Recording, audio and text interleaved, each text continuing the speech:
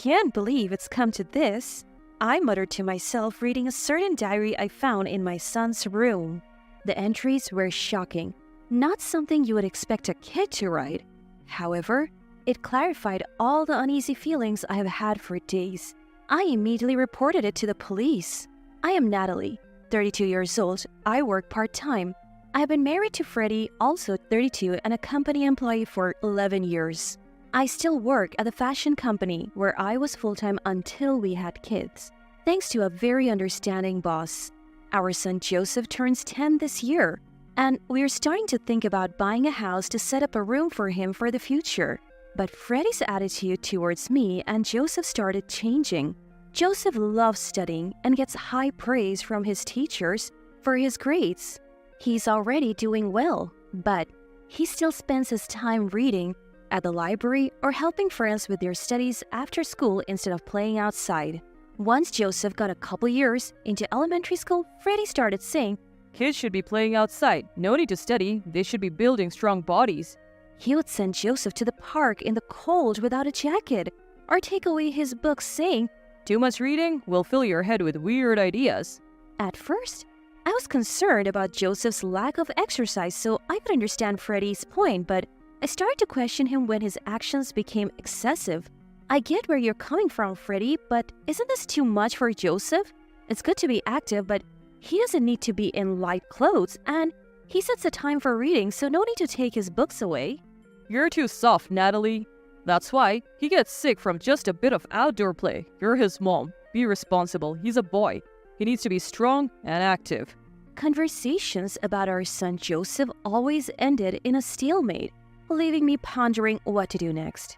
Whenever Freddie had a day off and wanted to take Joseph out, I made sure to go along. I did this to keep an eye on Joseph, ensuring he wasn't pushed too hard, and often suggested outings like going to the movies or visiting art museums. Joseph loves appreciating art, and when we would go to an art museum, he would eagerly share with me the knowledge he had gained from books. Freddie would say, "If you're going to places like that, I'm going to hang out with my friends." And he never once joined us. I tried to bridge the gap between Freddie's parenting approach and Joseph's interest. Eventually, I stopped trying, and we became increasingly divided within our home. After a while, Freddie said, "I don't want to waste my money on a child who won't listen to me. Let's cut down on Joseph's education expenses." The education expenses he mentioned were just a few tens of dollars a month for online courses, in addition to elementary school tuition. Frustrated, I decided to cover Joseph's course fees and any future learning activities with my own earnings and pre-marriage savings. Meanwhile, Freddie was spending the money he saved on new car parts and unnecessary upgrades like a new dash cam despite already renting one from the insurance company. Then one day, I got a call from my dad. He had hurt his back and asked if I could help him out with daily chores until he was better. My mom had passed away right after I got married due to a long-term illness. We hurried our wedding because I wanted her to see me as a bride.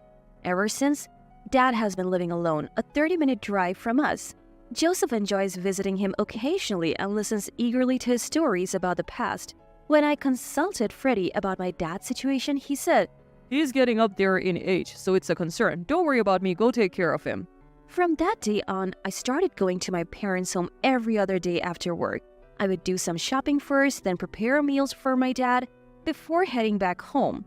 Dad said shopping was enough, but standing for too long seemed to strain his back. On my days off, I would take Joseph to my parents' home. While I was cleaning the house, Joseph and Dad would have all kinds of engaging conversations. They both seemed to enjoy it. As the days went on, Dad started giving me money for taking care of him. He said, "Don't let caring for me take away from family time with Freddie. Aren't you guys planning to buy a house? How's that going?" Actually, we had already narrowed it down to a few properties. We just had to choose one. But between Freddie's attitude and caring for Dad, we had yet to pull the trigger. We decided to discuss it again once Dad was stable. Not wanting to worry Dad, I just said, "We're fine," and went home. Still, I felt that we shouldn't keep pushing family issues aside, so I decided to talk to Freddie after Joseph had gone to bed. Ever since we disagreed about how to raise Joseph, it's like there's been this distance, this wall between us. Family time has decreased too. What are you thinking about all this? Freddie replied, "Even if you hear my opinion, you'll just end up spoiling Joseph anyway, so what's the point? Sure, I said it's okay to take care of your dad, but I never said it was okay to neglect our home. I didn't sign up for this." According to Freddie, he assumed I would continue to work part-time without cutting back, manage household chores perfectly, and then also take care of Dad. His "don't worry about me" had been just a polite phrase. To be honest, buying a house is basically taking on debt in my name.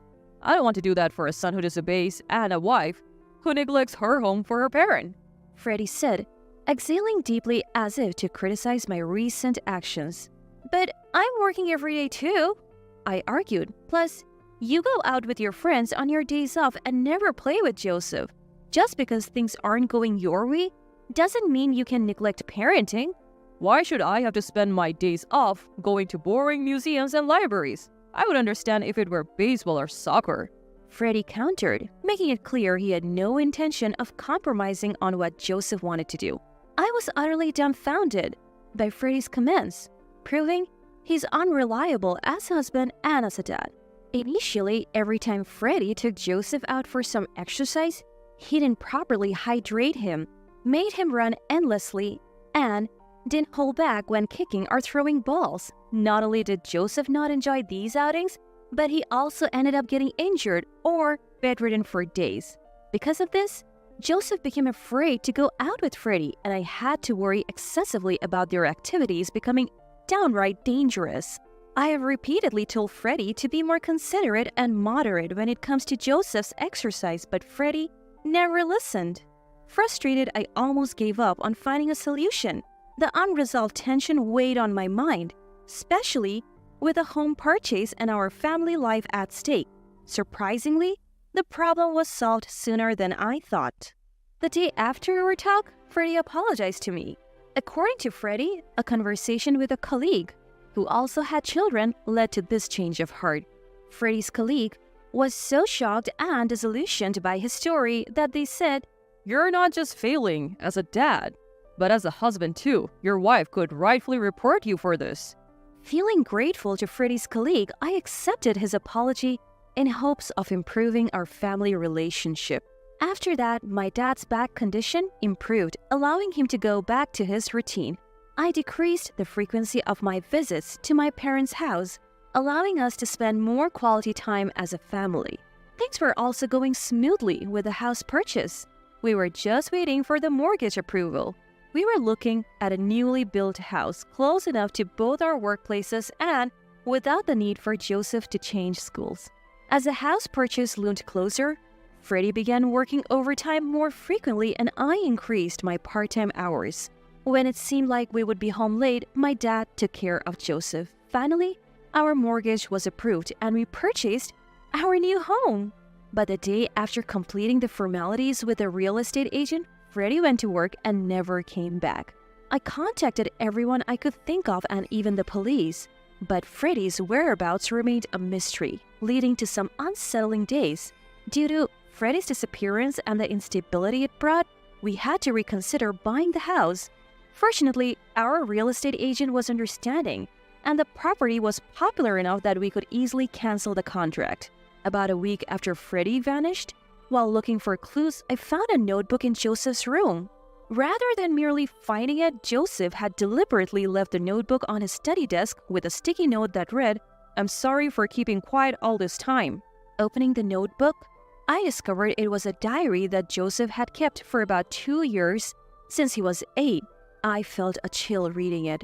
The diary began with an account of seeing Freddie walking with a woman I didn't know, spotted on the way back from the library. Freddie and this woman seemed like a couple from a romance drama, it read. Could she be a special friend besides Mom? The diary wondered. At 8 years old, the concept of cheating seemed unknown. However, things took a turn when Joseph bumped into Freddie and this woman walking together. Freddie began to threaten Joseph, saying he would kick him out if he told me about this woman. Joseph realized that Freddie and this woman had a suspicious relationship. Ever since Joseph understood that their relationship resembled the cheating he had seen in dramas, his diary was filled with guilt for keeping this from me. Worse, while I was away visiting my parents, Freddie had kicked Joseph out of the house and invited this woman in. Joseph was keen to accompany me not just because he enjoyed talking to Grandpa, but primarily to escape Freddie. As a recent entry showed, Freddie's behavior towards Joseph seemed to worsen day by day. Furthermore, it contained threats like, If we move out, you won't see your beloved grandpa much. If you don't listen to me, I'll kick you and Natalie out. Then Natalie might abandon you for making her lose her dad. By this point, I was trembling with anger at Freddie's actions and filled with shame for hurting Joseph without even realizing it. But the diary had even more shocking content in the last few days. If Grandpa gets hurt, Natalie will have to leave the house to take care of him, and you will even get some money. So it would be good if Grandpa gets hurt again. You should make Grandpa get hurt. It said it went as far as telling Joseph to push Grandpa or drop something heavy on his foot. The last page read, Dad said that if Grandpa's house caught fire, we would get money. Then we could build a more luxurious new house. And Mom would probably spend more time at Grandpa's so he could live with a new wife in a new house. I called the police the moment I read the diary and went to pick up Joseph and Dad. The police took the matter seriously and quickly located Freddie. He was staying at the home of a colleague from work who appeared to be the woman mentioned in his diary. Large amounts of gasoline were stored on the porch of that house. Freddie and his host made the lame excuse that they were planning to use it for a barbecue, but due to the excessive quantity, they were both taken in for questioning. I seized this moment to contact my lawyer, who I had already consulted about divorcing Freddie. Through this, I had been aware of Freddie's affair all along. I had felt something was off when Freddie would opt out of family outings to hang out with friends on weekends. So I had been doing my own little investigation without alerting Freddie. Moreover, the latest recordings from Freddie's dashcam had conversations with this woman, and I knew they had been going to a hotel together. The day Freddie had apologized saying he had been told off by a colleague for being inappropriate, he had actually been asked by his mistress to break up because you don't seem like you would be a good dad if we had a child. I had reserved destroying our family by revealing Freddie's affair, especially after seeing he was breaking up with his mistress on the dashcam footage. I thought I would keep it to myself and give us another shot, but my decision put Joseph in agony and could have led to a catastrophe. Physically and emotionally drained, I steeled myself for the tough decisions ahead. When Freddie returned from the police station, he apologized profusely, saying, I felt enormous pressure financially, especially after buying the house. And I just ran away. The person who sheltered me was just a colleague, nothing more. I swear. Freddie seemed to think I was unaware of his affair at that point. I immediately contacted a lawyer and took Freddie to the law firm. When I mentioned his affair and demanded a divorce, he tried to shift the blame onto Joseph. Joseph told you, didn't he? He hates me and wants us to divorce. But he was left speechless when I presented evidence. After the lawyer finished explaining everything, saying, We will be contacting your affair partner for compensation later. Please cooperate. Freddie suddenly stood up. He lifted his chair and hurled it towards me. I narrowly dodged it. Stunned, I listened as Freddie yelled at me, You gave birth to an unlovable child and now you want to take my money even from her? The lawyer intervened, and Freddie was taken back to the police station. The next day, I sent a package to Freddie's and his mistress's workplaces. It contained detailed documents and dashcam footage. The footage included conversations between Freddie and his mistress discussing how setting fire to my parents' house could net them money and give them more opportunities to meet. In the end, I received a hefty settlement from Freddie's family and the woman he cheated with. I finalized the divorce, sold our house and my parents' home, and moved to a neighboring state with Dad and Joseph. Though he wasn't charged by the police for the arson plot, my boss saw the incriminating footage. Recognizing Freddie as a danger, my boss fired him after his actions led to police involvement. His mistress found the work environment too hostile and quit, moving back to her family home. As for Freddie, his parents took him back in, but are keeping a close eye on him. They were planning to kick him out, but grew concerned he might harm me or their grandchildren after he complained about holding a grudge against me. Now, he lives under strict conditions, no car, no phone, and any money he makes doesn't go directly to him but is managed by his parents. After all the drama, I focused on Joseph's emotional well-being for a while. I also attended counseling to recover mentally. I'm truly grateful that Dad has been the rock in our lives. Joseph has become much happier now that Freddie is out of the picture.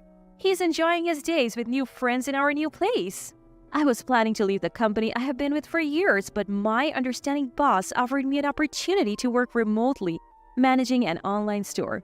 Joseph has developed an interest in art and is now attending a local art class. As for Dad, he's living a relaxed life enjoying gardening at our new home with a yard.